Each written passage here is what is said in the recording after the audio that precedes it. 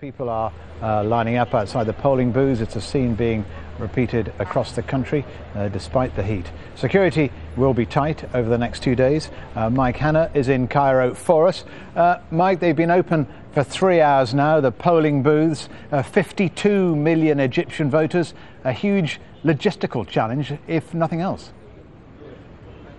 Yes, it is indeed, Stephen. There's some 13,000 polling stations across the country, each of them monitored by a judge. The judges are the monitors, the guardians, if you'd like to put it that way, of this election. They check voters' rolls, they observe that everything is going smoothly. So it is a massive logistical exercise, and the one good thing so far in the course of the day is that at this particular location, and we understand most of those in Cairo itself, they all opened on time. This actually a major step forward, remembering the parliamentary election where there were massive delays at some of the polling stations. On this particular occasion, all the polling stations in Cairo at least appear to have opened on time.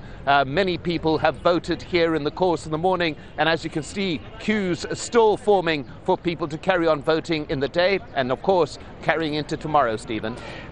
Mike, everybody voting for a new leader, a new president. Does anybody know yet what powers, if any, the new president will have?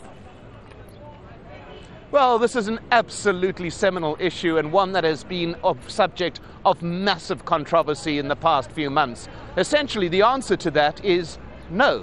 You are going to have a president elected, but it's not clear exactly what powers that person is going to wield. Now, theoretically, he should wield the executive powers that were wielded by the previous president and that have been wielded by the Supreme Council of Armed Forces since the downfall of that previous president.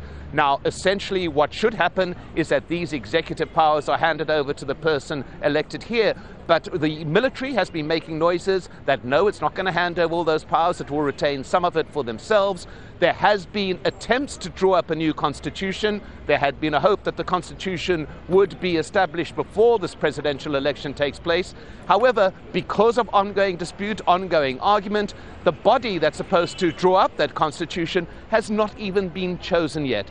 So we have a situation where the winner of this election is going to come into a position where he does not know what clear powers he has. Does he have the right to dissolve Parliament? At this stage, no. Does he have the right to be Commander-in-Chief of the Armed Forces? At this stage, no. So that is something that undercuts, many people have told us, the whole authenticity of this election, that although they are welcoming the fact that they have a choice now to vote for a president, they are deeply concerned that they do not know what the exact powers that president will wield.